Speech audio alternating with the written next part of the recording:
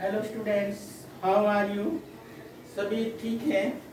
हम आपको लेके आए हैं आपके लिए आप बहु सिद्धांत। आप बहु सिद्धांत का इंट्रोडक्शन है पहले कि आप बहु जो है, आप बहु सिद्धांत आप बहु किसी एक विशेष व्यक्ति का नाम नहीं है।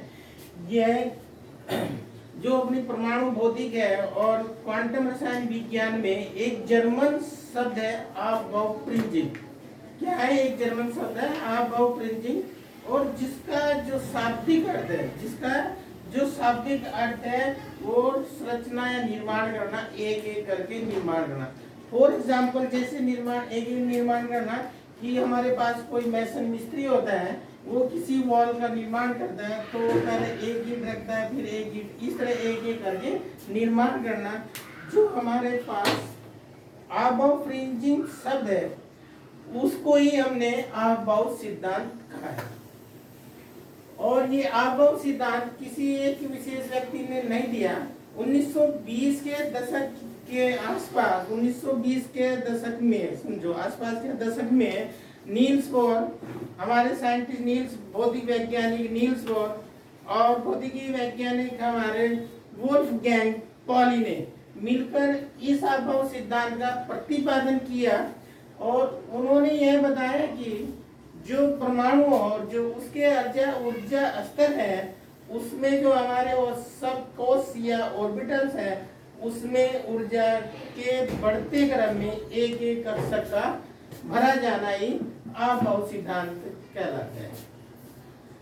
और आपने जाना, ये भी जानते हैं कि जो हमारे पास, देखिए, जैसे ये कोई हमारे पास एक परमाणु है, ये नाभिक है परमाणु का, ये उसका ऊर्जा स्तर है, ये उसका दूसरा ऊर्जा स्तर है, ये तीसरा ऊर्जा स्तर है, चौथा ऊर्जा स्तर है, n बराबर। इन ऊर्जा स्तरों को किसने खोजा था? नील्स बोर ने खोजा था। ठीक है, तो ये नील्स बोर ने खोजा और इसके अंदर सब सेल होते हैं, उपकक्ष होते हैं, तो इनमें ही इलेक्ट्रॉनों का वितरण होता है। ये सब किसने दिया? नील्स बोर ने दिया। और जो ये पूरा का पूरा आबाउ सिद्धांत है, ये कई वैज्ञानिकों ने मिलकर इसका प्रतिपादन किया। उनके सहयोग से ये अपना आबाउ सिद्धांत इलेक्ट्रॉनिक विन्यास का भरना की प्रतिपादित किया गया। और इसमें कई नियम लगे, जैसे ऊर्जा का बढ़ता क्रम, ऊर्जा के बढ़ते क्रम के अनुसार हम कक्षकों में इलेक्ट्रॉन भरते हैं। और n+n जो रूल्स हैं, उससे हम ऊर्जा का देखते हैं कि किस कक्षक की ऊर्जा कम है ज्यादा, उससे निकालते हैं। इस प्रकार हम आबाउ सिद्धांत के अनुसार इलेक्ट्रॉन परमाणुओं में के ऊर्जा स्तरों, किसी परमाणु के ऊर्जा स्तरों के उपसेल कक्षकों में इलेक्ट्रॉनों का वितरण करते हैं। इस वितरण को ही हम आबाउ सिद्धांत कहते हैं। ठीक है, इसके अनुसार हम किसी भी परमाणु के इलेक्ट्रॉन वितरण को लिखते हैं। ये हमको समझाना, ये आज आपका मेन टारगेट है। ठीक है, ओके। अब यहाँ से ये मूल बात समझिए आप। ये मेरे पास कोई परमाणु है, ये उसका पहला एनर्जी लेवल है, ये उसका एनर्जी लेवल 2 है।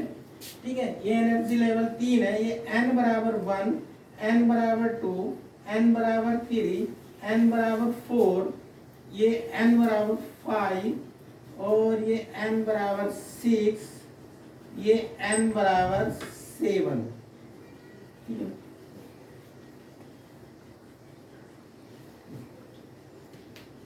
आप ये भी जानते होंगे कि जो n बराबर 1 है, इसमें कितने सबसेल होंगे? तो इसमें एक ही सबसेल होगा, उसका नाम होगा s। ठीक है ना, एक सबसेल होगा, उसमें होगा s। अगर n बराबर 2 में जाएंगे तो इसमें कितने सबसेल होंगे? इसमें 2 होंगे, एक s सबसेल होगा और एक p सबसेल होगा। ठीक है, n बराबर 3 में जाएंगे तो एक s सबसेल होगा, p सबसेल होगा और p के बाद d सबसेल होगा। करेक्ट। n बराबर 4 में जाएंगे, मतलब कि हम 4 एनर्जी लेवल में हैं, चौथे ऊर्जा स्तर में जाएंगे। ये ठीक है ना, तो ये होगा s होगा, p होगा, d होगा, f होगा। ऐसे हम नेक्स्ट वाले n बराबर 5 में जाएंगे तो s सबसेल होगा, p सबसेल होगा, d सबसेल होगा, f सबसेल होगा, और जी सबसेल होगा। ऐसे हम एक आप देख रहे होंगे ये कि एक एक सब सेल, एक एक उपकोष का वैल्यू बढ़ रहा है, एक एक उपकोष बढ़ रहा है जैसे जैसे हम एक एक नंबर बढ़ रहा है, एन एन मुख्य ऊर्जा स्तर, ठीक है, एन बराबर ये ठीक संख्या बढ़ रही है, तो इसमें जाएंगे S P D F G H बढ़ेगा, ठीक है। लास्ट में जाएंगे तो S P D F G H और आई एनर्जी, ये जो जाएंगे तो ये कितने इसमें सब सेल होंगे, ठीक है। आपको ये भी ध्यान रखना है कि जो एफ सब सेल है, जो एस कक्षक है उसमें कितने इलेक्ट्रॉन है, 2। जो अपना पी सब सेल है उसमें इलेक्ट्रॉन रहते 6।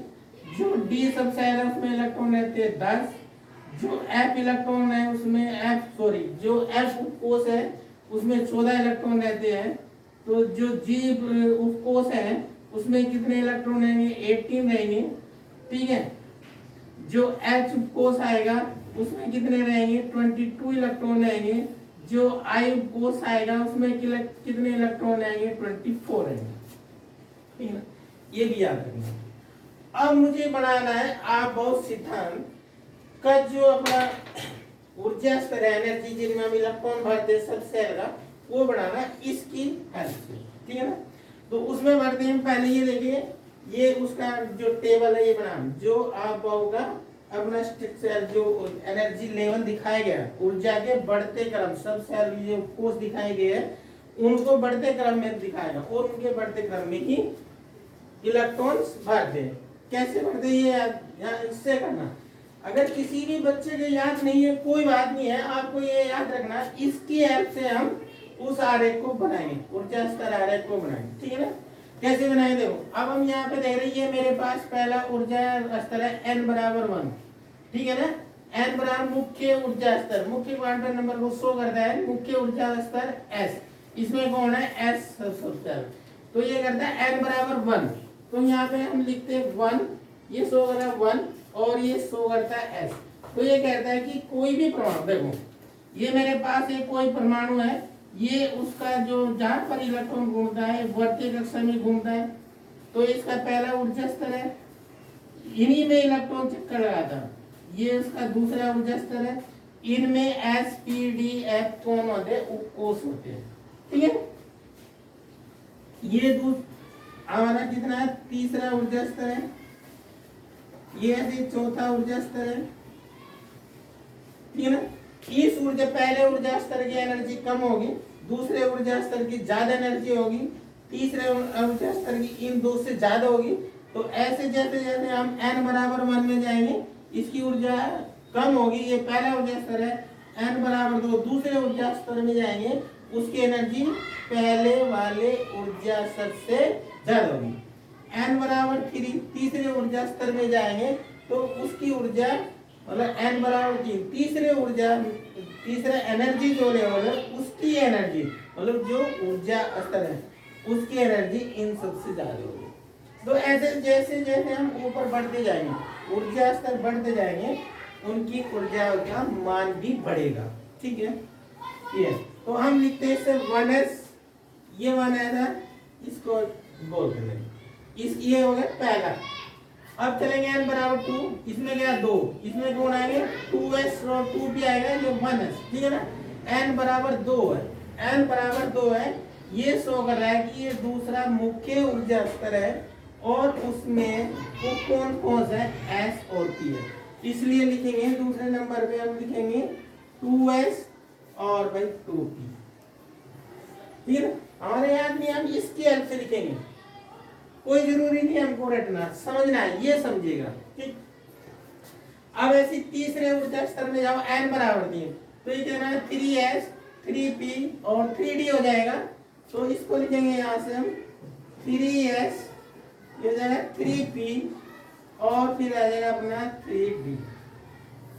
क्लियर है ना बच्चों। देखो पहला ऊर्जा स्तर n बराबर 1 शो कर रहा है कि ये पहला ऊर्जा स्तर है, s पहले ऊर्जा स्तर में केवल एक s उपकोष, ये इसके अर्थ लिख रहे हैं। नंबर 2 n बराबर 2, तो ये हमारा जो शो कर रहा है 2, ये दूसरा ऊर्जा स्तर शो कर रहा है। ठीक है ना।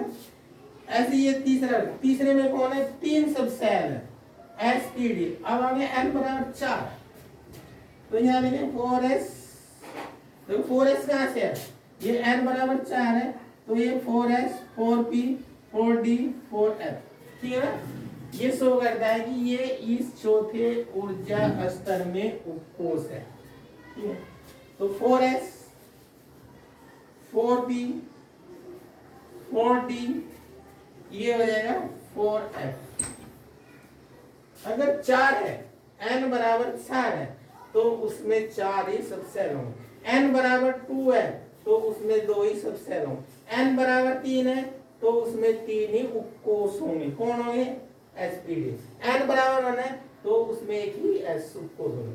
अब ये n बराबर 5, तो कितने उपकोष होंगे, 5 होंगे। कौन कौन होंगे, ये होगा, देखो ये 5s होगा, ये 5p होगा, ये 5d होगा, ये 5f होगा, और ये अपना 5g होगा, ठीक है ना। एक बड़ा 5 में मतलब 5 है तो 5 हो गए, इसी क्रम से बढ़ाते जाओ। अब ये छठा है 6x, तो 6p होगा, देन फिर अपना 6d होगा, 6f होगा, और 6g होगा, और 6i होगा। इनकी हमको आवश्यकता नहीं पड़ती है, न g की आवश्यकता पड़ती है, न 6g की आवश्यकता पड़ती है। इनकी हमको कोई आवश्यकता नहीं पड़ती है, इसलिए टेबल में इनको नहीं लिख। हम इस क्रम से लिख रहे हैं आपको समझाने के लिए, जिससे आपको कोई मिस्टेक ना हो। ऐसे ही 7 होगा, ठीक है ना, तो ये 7s होगा, ऐसे 7p होगा, फिर 7d होगा। इसकी भी हमको आवश्यकता नहीं पड़ती, न इधर इनकी आवश्यकता पड़ती है, ना इसकी आवश्यकता पड़ती है, ना इसकी, ठीक है ना। वो तो आपकी क्लियर बात समझ में क्लियर हो जाए, तो उसके अकॉर्डिंग हमने आपको ये आरेख बनाया। ये ऊर्जा स्तर है, ये पहला ऊर्जा स्तर, ये दूसरा ऊर्जा स्तर। पहला ऊर्जा स्तर है n बराबर 1, दूसरा ऊर्जा स्तर है n बराबर 2, तीसरा ऊर्जा स्तर n बराबर 3, n बराबर 4 4 ऊर्जा स्तर है, n बराबर 5 5 ऊर्जा स्तर है, n बराबर 6 और n बराबर 7 ये शो करता है। अब आपने जो परमाणु संरचना जब पढ़ा रहे थे, आपने उसमें देखा कि n बराबर 1 है, तो पहले ऊर्जा स्तर का मान क्या है, नाम क्या है, के मुख्य ऊर्जा स्तर के नाम से जाना है। जो n बराबर 2 है उसे कैपिटल L से शो कर दे, मुख्य ऊर्जा स्तर, मेन एनर्जी लेवल, ठीक है, मुख्य ऊर्जा स्तर या मेन एनर्जी L। ये M से रिप्रेजेंट करते हैं, ये N से रिप्रेजेंट करते हैं, फिर O से रिप्रेजेंट करते हैं, फिर P से रिप्रेजेंट करते हैं, लास्ट में क्यों होगा, ठीक है ना। हम 7 सब सेल क्यों दिखाए हैं, क्योंकि जो अपना दीर्घ आवर्त सारणी है उसमें 7 पीरियड ही होते हैं, ठीक है ना। उसमें कितने पीरियड्स होते हैं, मतलब 7 आवर्त होते हैं, तो हमने 7 ही मेन ऊर्जा स्तर दिखाए, ठीक है। हमारा से जो इलेक्ट्रॉनिक विन्यास निकालते हैं वो 7 तक ही अपना कंप्लीट हो जाता है। मोस्टली हमें इससे आगे ऊर्जा स्तरों की आवश्यकता नहीं पड़ती है, इसलिए 7 तक ही हम शो करते हैं, 7 के आगे शो नहीं करते, क्योंकि हमारे जो काम चल जाता है पूरा वो 7 तक ही चल जाता है, ठीक है।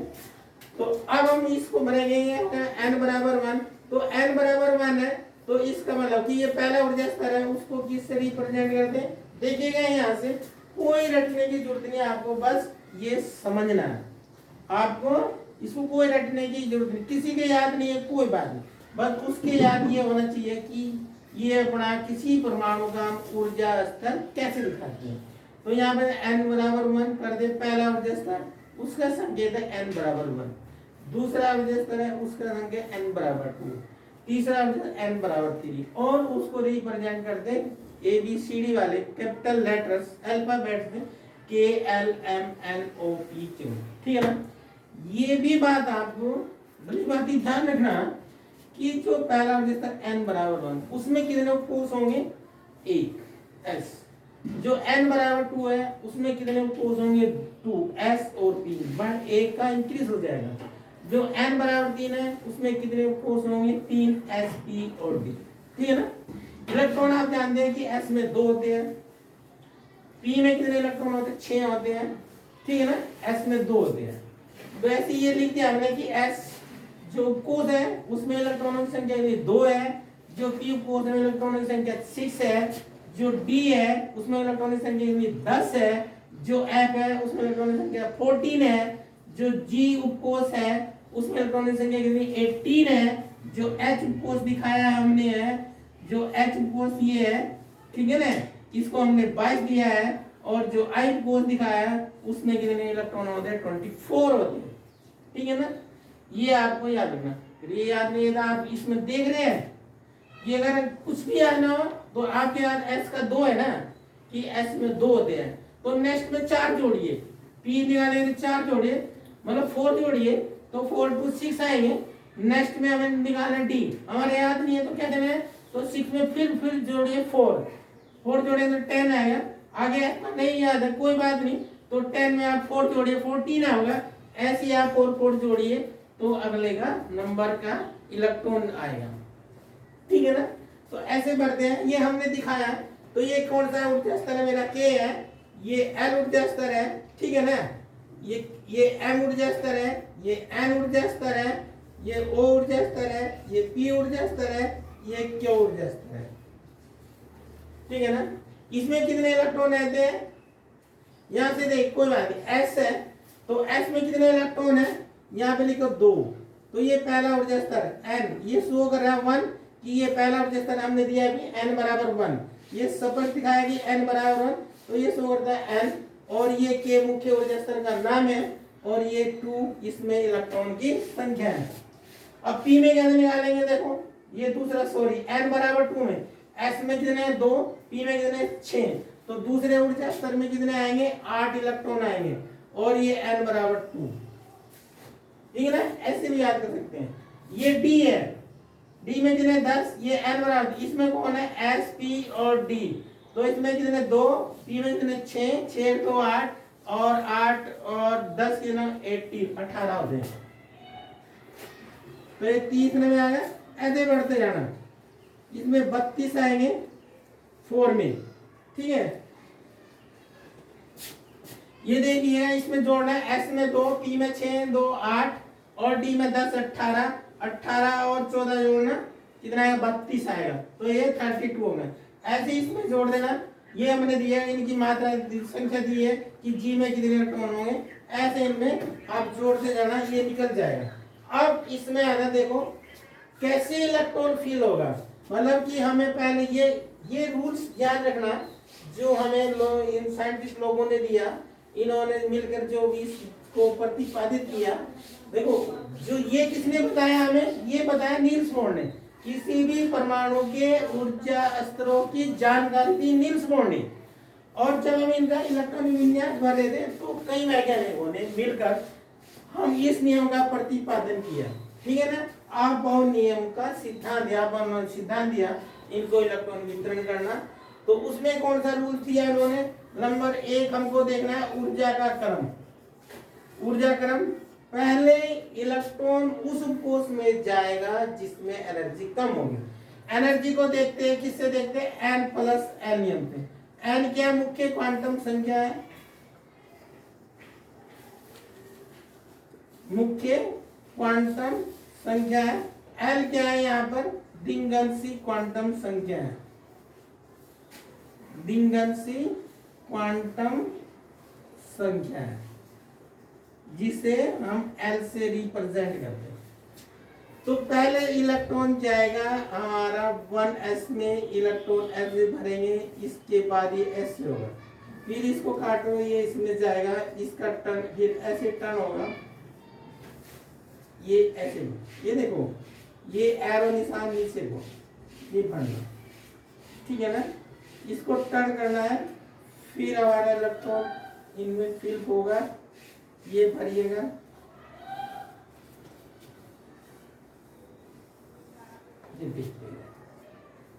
ये ऐसे हमारा ये आरेख तैयार होता है।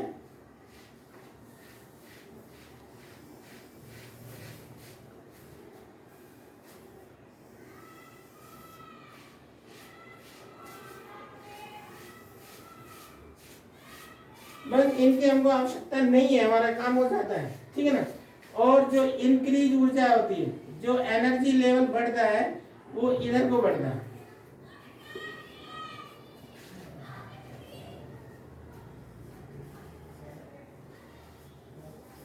ये ऐसे बढ़ता है, ठीक है बच्चों, ये ध्यान रखना।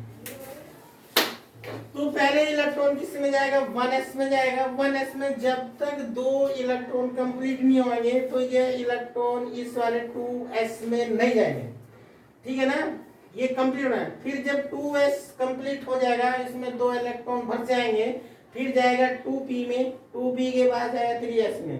तो पहले एनर्जी कम किसकी है, इस 1s की है, उससे ज्यादा एनर्जी 2s की है, ये हो रहा है कि फिर एनर्जी इसमें 2p की है, 2p के बाद एनर्जी ज्यादा की 3s की। एनर्जी कैसे निकालते हैं, किसकी ज्यादा है, ठीक है ना, ये बताते हैं। सपोज करो ये मेरे पास 2p है, ठीक है। अब हमको बताना है कि 2p की एनर्जी ज्यादा है या 3s की एनर्जी ज्यादा है। अभी देखिएगा, एक ये p है, ये हमारा क्वांटम नंबर है, ये n है। हमने कहा n प्लस l के नियम से हम देखते हैं। तो n का वैल्यू निकालो यहाँ पर, ये 2p में, तो ये n बराबर हो गया 2 प्लस p। ये देखो जब हम निकालते हैं l की वैल्यू भरते हैं, अगर l का मान 0 है, l का मान 1 है, l का मान 2 है, l का मान 3 है, l का मान 4 है, अगर 0 है तो कौन सा कोष होता है, l का मान 0 s कोष होता है, l का मान 1 p होगा, l का मान 2 होगा तो d होगा, f का मान 3 होगा और 4 होगा तो g होगा। तो ये देखिए हमारे पास 2p है, तो l का मान क्या होगा 1, l का मान होगा 1, टोटल आएगा 3, ठीक है ना। अब देखना 3s में, तो 3s में n बराबर कौन है 3, तो यहाँ पर रहेगा 3, s का मान कितना होगा l के लिए, l का मान होगा 0, तो ये आ जाएगा 3, ठीक है ना। तो इसमें हम ये देखते हैं कि पहले इलेक्ट्रॉन किस में जाएगा, तो सेम आ गया, ठीक है ना, सेम आ गया। तो इसमें इलेक्ट्रॉन पहले उस कक्षक में प्रवेश करेगा जिसमें n की वैल्यू कम है। n की वैल्यू कम है तो एनर्जी कम है, n की वैल्यू ज्यादा है तो एनर्जी ज्यादा है, ठीक है ना। ये देखना क्लियर हो जाएगा। अभी देखते 3d और 4s, हम देखते हैं 3d में क्या होगा, n प्लस l, एनर्जी किसका होगा, तो n का मान 3 होगा और d, l का मान कितना होगा, d के लिए 2, तो टोटल कितना आ जाएगा अपना 5 आ गया ना, ये 3d के लिए। अब देखो 4s, ये देखो 4s, ये n प्लस l से, n का मान है 4 और s का मान l के लिए यहाँ से देखिएगा 0, तो ये आएगा 4, ठीक है ना। तो जिसका टोटल ज्यादा है उसकी एनर्जी ज्यादा है, जिसका टोटल कम है उसकी एनर्जी कम है।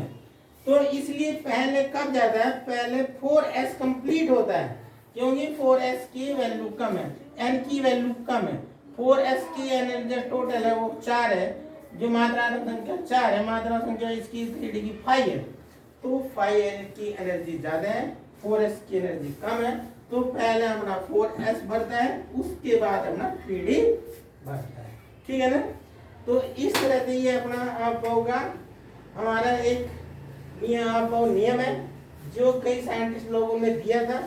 किसने दिया था हमको, ये नील्स बोर हुए और वोल्फगैंग पाउली, और जो n प्लस l का रूल्स दिया, इसमें एनर्जी लेवल लगा किसकी एनर्जी ज्यादा है, उन सब के सहयोग से इस क्वांटम सिद्धांत का, आबोह सिद्धांत का प्रतिपादन किया गया।